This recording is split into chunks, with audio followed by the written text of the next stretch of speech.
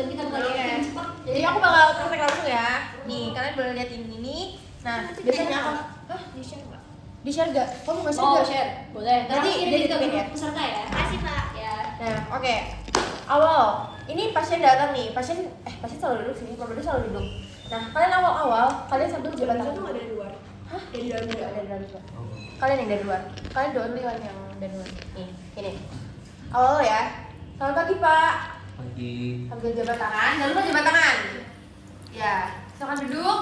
Perkenalkan, saya dokter Babaga yang dikirim pada pagi hari ini dengan Bapak siapa? Langsung tanya Rupas. Ingat gak Rupas apa? Nama, umur, bapak dia. Yes. Abis mama kenalan diri selalu tanya itu ya. Namanya siapa, Pak? Umurnya berapa tahun? Ya, pekerjaannya? Alamatnya? Cibres Ya. Apakah sudah menikah, Pak? Belum. Ya. Bapak datang dengan keluhan apa? Tanyain keluhannya apa. Biasanya kalau misalnya abdomen toraks, bilangnya cuma saya mau ngecek dada, saya mau ngecek abdomen. Oh iya, sama ini. Maksudnya siapa ya probabilitas Nah, ngomong kalau misalnya kalian probabilitasnya bingung, kalian baca soalnya dulu. yes. Oh iya, kita lupa ya. Kalian baca soalnya dulu, toraks atau abdomen. Disuruhnya apa? Pakai analisis atau enggak? Biasanya Yes. OC itu cuma toraks atau abdomen. Enggak dua-duanya kok. Tapi kalian gambling. Ya gambling. Toraks biasanya lebih susah, Ya. abdomen agak lebih Ya. gampang gitu. Hoki kok kalian dapat abdomen. Aku dulu abdomen ini. Toraks Nah. coy. Udah nih, kalian tapi inget-inget itu ngecek apa di tugas. Nah, udah nanya keluhannya apa, mau ngecek abdomen, mau ngecek perut. Oke, aku nggak apa baik untuk pengecekan perut, nanti saya akan melakukan inspeksi atau melihat bentuk perut bapak, lalu mau ngecek Menekan, meraba, dan menentuk udah gitu aja. perut bapak, apakah bapak bersedia? Ya, bapak untuk pengecekan perut ini nanti bapak diharuskan untuk membuka bajunya. Apakah bapak bersedia? Nah, udah bersedia nih, udah bapaknya bersedia. Bapak silakan untuk persiapan terlebih dahulu, lalu saya akan mencuci tangan terlebih dahulu. Nah, jadi pas bapaknya persiapan, kalian cuci tangan. Terus kalian cuci tangan langsung sambil ngomong, oke bapak, saya akan melakukan cuci tangan menurut menggunakan garho. Ya, udah cuci tangan seperti biasa aja, nggak usah lama-lama, langsung kayak ya udah. Abis itu kalian perhatikan bapaknya naik ke atas kasur kayak gimana. Perhatiin ya. Nah ini buat apa? Buat nanti general survey. Nah general survey ini poinnya di 11, kalian bisa. Wajib hafal 11 Yes. poin. Wajib, jangan sampai lupa. Oh iya, terus tadi aku nggak analisis karena aku biasanya di torkom abdomen itu nggak perlu pakai analisis, tapi kalian tetap harus lupas ya. Buat tadi Lupas general dan ya, buat general survey-nya. Walaupun nanti di tugasnya nggak ada analisis. Nah ini untuk general survey-nya ada 11 poin. Itu nanti mostly kalau buat semester 1 itu semuanya normal, dinormalin aja. Tapi kalian ngomong normalnya jangan normal semuanya normal, enggak. Tapi misal yang kesan umumnya kayak gimana?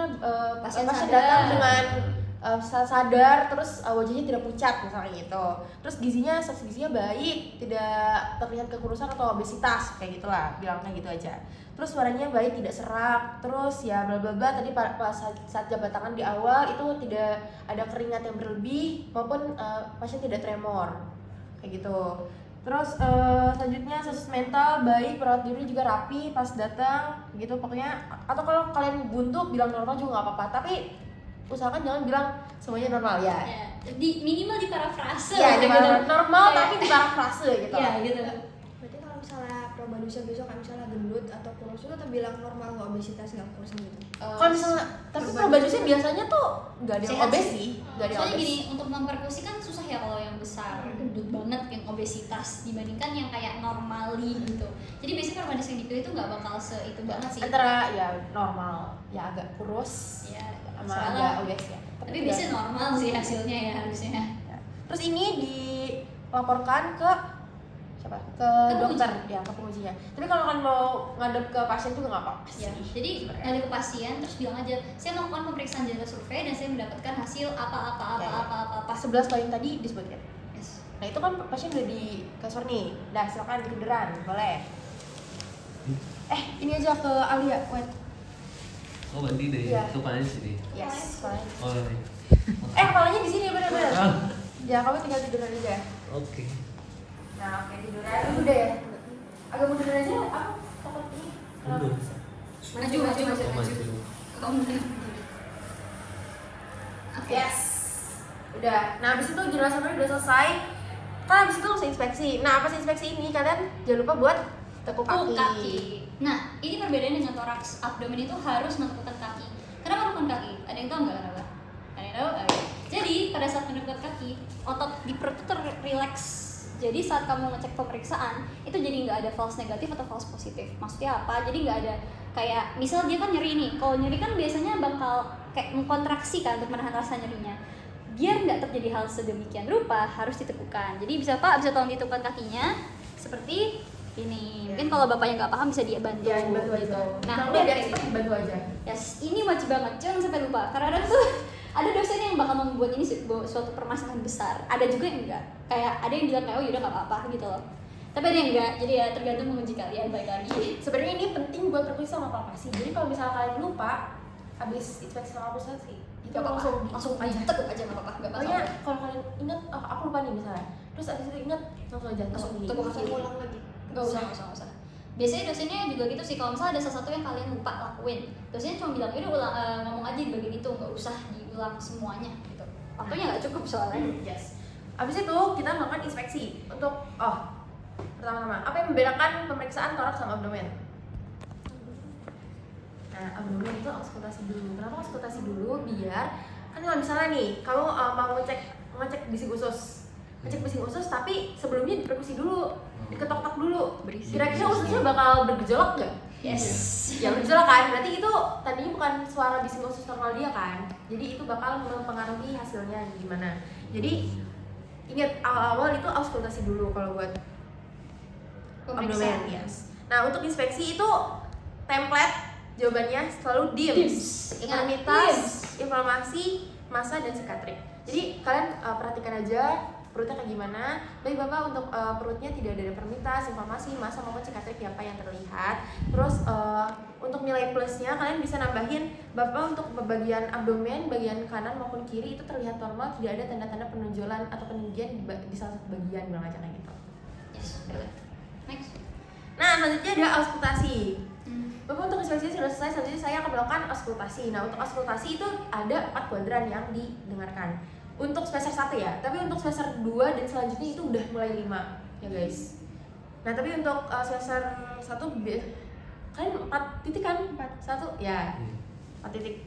Yang pertama di kanan atas, kiri bawah, dan kanan bawah. Nah, untuk pemeriksaan itu harus di zigzag ya guys. Kenapa zigzag? Kenapa? Karena kalian harus membandingkan kanan dan kiri. Jadi suaranya harus dibandingkan kanan dan kiri. Jadi itu adalah alasan kenapa kalian kalau ngecek ini itu harus zigzag tuh kayak toraks tadi juga sama kan, zigzag kan? Itu juga sama. Itu untuk membandingkan kanan dan kiri. Nah, terus kalau pengen dapetin plus point, itu kamu bisa kayak diangetin dulu stetoskopnya biar kayak dia itu nggak kaget gitu kan, dia dingin banget nih biasanya. Nah, ini bisa buat biar dia nggak kaget. Bapak permisi ya sebelumnya gitu. Kamu bisa cek di 4 titik. 1, 2, 3, 4. Ini terakhir. Pokoknya kalian terserah kan mau kayak gimana, SDD-nya mau dari bawah dulu, tapi ya intinya kanan kiri lah pokoknya. Tapi di titik yang terakhir kalian agak lamain untuk apa? Untuk cek bising ususnya itu berapa namanya. Karena kalian gak mungkin kan ngecek dari satu itu kayak ya pokoknya satu titik dilamain kurang lebih 10-15 detik lah ya. Harusnya 1 menit.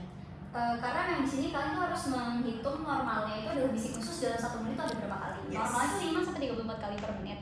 Tapi karena waktu kalian gak cukup, obviously, jadi pasti kalian cuma bisa bentar doang, yaitu 10-15 detik. Ya kalian kira-kira lah kayak lamain aja. Kayak udah lama nih, udah Tapi kalian tetap harus ngomong ya, kayak saya sudah melakukan pemeriksaan di 1 titik kuadran selama 1 menit dan mendapatkan hasil bising usus sebanyak sekian-sekian. Misal 19 kali, jangan. Biasanya jangan ganjil segenap biar bisa dikali. Paham kan? Biar bisa dikali. Misal 18 kali per menit dan termasuk normal, bilang aja. Atau misalnya kalau misalnya di SGD ku biasanya di range-nya ditentuin dari 18 sampai 22. Jadi terserah mau berapa, tapi antara range 18 sampai 22 itu kesepakatan SGD aja. Tapi bising usus kan gak dikaliin sih guys, harusnya tuh bener-bener harus dihitung 1 menit seharusnya. Iya. Beda sama kayak kalau kamu cek nadi kan bisa 15 detik kan, tapi kalau bising usus tuh gak boleh kayak gitu. Tapi ya buat ini ya udahlah. Oke. Misalnya kita ngelakuinnya nggak sampai beneran 1 menit itu dokternya nggak atau nggak? Gak pernah bener juga. Percaya. Kan Tapi gini, tergantung sih Al. gak ada sumpah, gak ada yang pernah dikedelin sumpah. Tapi kalau di susu ya, tapi nggak tahu sih. Kalau bisi usus enggak. Kalau mungkin kalau suka nadi, mungkin iya. Nadi bisa Kalau ya. TTV bisa iya, tapi kalau bisi usus enggak ada yang perlu jujur ya. Sama ini aku gak pernah ada yang denger kalau ada yang dimasalkan. Kalau ada ya berarti ya Tapi buat ngecek 4 kuadran itu juga lumayan lama sih guys, tapi ya. enggak apa-apa. Oke deh. Next perkusi. Oke, selanjutnya perkusi. Untuk perkusi sama 4 kuadran lagi. 4 kuadran lagi. Nah, cuman ada 2 hasil suara, yaitu timpani dan peka. Untuk pekanya di mana? Di kanan atas. Kenapa? Karena ada hepar. Hepar. Betul. Jadi kan untuk suara peka itu suara yang kayak agak keras gitu kan, karena ada benda di bawahnya. Nah, itu suara peka. Bendanya apa? Hepar. Sisanya timpani. Kenapa? Suara usus itu biasanya isinya kayak cairan atau lemak. Nah, itu biasanya menyebabkan suara timpani. Ya, biasanya organ-organ yang kayak di bagian gastrointestinal tuh emang suaranya biasa timpani. Yes. Nah, ada 4 kuadran kan? 1, 2, 3, 4. Aku sih biasanya suka mulai dari dari bawah dulu sih. Karena kan nanti kita bakal ke atas buat nyari pekanya kan. Jadi bakal kayak timpani. Nah, ini kan udah kuadran atas, timpani. Nah, sebenarnya harusnya kan di sini kalian harus menemukan peka. Tapi di kuadran atas tuh nggak semuanya peka guys, cuma di hepar doang. Kalau kalian bilang satu ini adalah peka, itu salah besar. Berarti dia ada pembesaran, pembesaran hepar. Jadi biasanya di sini kalian bakal nemunya timpani dulu dan kalian pelan-pelan ke atas. Saya akan pelan-pelan ke atas untuk menemukan suara peka sebagai tanda adanya hepar gitu. Kalau kalian udah merasa kayak oh beda sendiri nih suaranya gitu, oh berarti ini peka gitu. Jadi kalian tinggal bilang saya menemukan timpani di seluruh lapang perut kecuali di bagian kuadran kanan atas di bagian heparnya yaitu bersuara peka gitu. Tapi ada kepercayaan lain kalau misalnya sebenarnya ini karena nggak semuanya peka bisa jadi timpani juga kan. Jadi ya itu tergantung SGD kalian mau menyepakati semuanya timpani atau salah satu peka. Ya, Tapi kalau aku peka biasanya. Ya, tapi menurut aku ya semua dosen penguji itu pasti minta kalian juga harus nyari pekanya. Jadi kalian harus dapat 2 suara itu, at least timpani dan peka. Itu wajib dapat. Oke. Oh, wait, pemeriksaannya kalian paham nggak gimana caranya? Jadi pakai jari tengah. Terus tumpuan itu bukan ujung, jangan salah. Tumpuan itu adalah sini, bawah ini.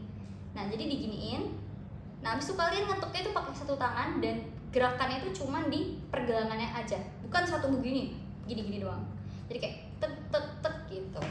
Nah itu jangan sampai salah karena ada yang mempermasalahkan tekniknya gitu. Bahkan sampai didengerin, bahkan kalau Ada aku yang dokter, kayak aku dokter Sindo deh kayaknya. Dia cuma ngeliatin aku pas perkusi. Karena beliau cuma berdiri perkusi doang biasanya. Enggak, itu beneran. Beliau cuma ngeliatin. Gitu. Itu ya udah kayak Serem gitu lah. banget sih. Cuma perkusi doang yang dibenerin dia.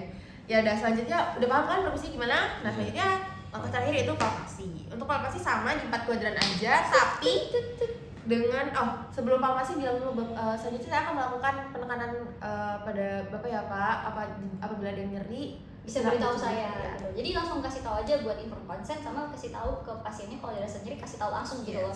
Dan kita nggak nanya-nanya kayak nyeri nggak Pak, nyeri nggak Pak, nyeri nggak Pak. Itu kan kayak mengulang-ulang Ya, gitu. tapi kalau kalian mau effort lebih Ya boleh sih kayak bisa gitu. kan. Kalau kalian masih ada waktu banyak ya, tapi kalau kalian nggak punya waktu banyak, mending langsung aja ngomong di awal. Pak, kalau ada sendiri langsung beritahu saya gitu. Terus buat teknik megangnya juga jangan kayak 3 jari. gini doang, diginiin, tapi beneran diraba gitu loh. Ya, jadi gini, sama kayak tadi, 3 jari, tumpuan kalian tuh bukan ujung. Sekali lagi, bukan ujung. Kalau ujung tuh kan selalu besar. Itu adalah bagian sininya. Jadi kalian menekannya seperti ini. Biar apa? Biar kalian tuh ngerasain itu suhunya gimana, beneran Ada nyerinya perubahan beneran atau nggak gitu. Terus ada massa yang menonjol nggak? Itu bisa kerasa sih. Yes. Tapi ini namanya superficial palpation. Jadi bukan yang deep. Kalau deep tuh bener-bener bisa ngerasain organnya Yes. gitu. Oh. Ya itu nanti semester 2. Oh iya. Iya, itu semester 2 guys. Nggak penting buat ini. Oke. Nah, hasilnya Nah untuk hasilnya itu biasanya ada yang nyeri aja, tapi kalau misalnya ini bisa ditambahin ke pertama itu tidak ada perubahan suhu, dirasain aja suhunya normalnya manusia atau enggak gitu, terlalu dingin atau terlalu panas. Terus ada nyeri tekan atau enggak, dan yang terakhir itu ada pembesaran atau enggak, atau ada massa atau enggak yang meraba sama kalian. yes. Aku tuh biasanya buat kayak singkatan sendiri PNP atau enggak PNM. P itu adalah perubahan suhu, nyeri tekan, pembesaran atau massa. Sebenarnya beberapa SGD itu cuma nyeri tekan. Yes. Tapi karena aku SGD itu menentukan untuk lengkap ya, jadi kita menentukan untuk lengkap gitu. Jadi nanti tergantung lagi ya SGD kalian kan maunya kayak gimana. Yes. Samain aja guys gitu. Udah aja. Nah, sudah selesai. Nah, oke. Bapak, saat ini Bapak bisa menggunakan bajunya lagi. Bapak pemirsaannya sudah selesai. Oh iya, baru sudah selesai maksudnya. Bapak bisa menggunakan baju lagi, balik ke tempat duduk sebelumnya. Saya sambil mencuci tangan. Jangan lupa. Jadi pas semua bagian dari transisi probandus ke bed sama bed ke tempat duduk itu kalian sambil cuci tangan biar kalian ingat dan nggak lupa cuci tangan. Terus kalau contohnya ada beneran aseptiknya, kalian beneran gunain ya. Kalau emang dia, tapi bisa ada sih. Kalau misal nggak ada ya udah kalian pura-pura aja. Tapi kalau beneran ada aseptiknya, kalian gunain beneran. Tapi ya langkahnya ya udah nggak usah selama-lama beneran aseptik. Kalian cuma ngomong, saya melakukan 6 langkah WHO. Udah tuh cepet, udah selesai. Oke, mereka selesai, terus langsung berhadapan dengan pasien. Habis kalian cuci tangan, berhadapan langsung, terus kasih tahu hasilnya tadi gimana. Baik Bapak, untuk pemeriksaan tadi hasilnya inspeksinya normal. Biasanya kalau misalkan kecepatan ya, untuk tadi inspeksinya normal ya Pak. Tadi untuk suara bisik-bisiknya juga normal ya Pak. Tidak ada tanda-tanda tanda apa? Tidak ada suara bisik khusus, tidak ada kelebihan suara bisik khusus. Terus untuk perkusinya juga normal, terdengar semua suara peka dan timpani. Lalu untuk palpasinya tadi tidak ada rasa nyeri dan juga tidak ada massa yang teraba dan tidak ada perubahan suhu.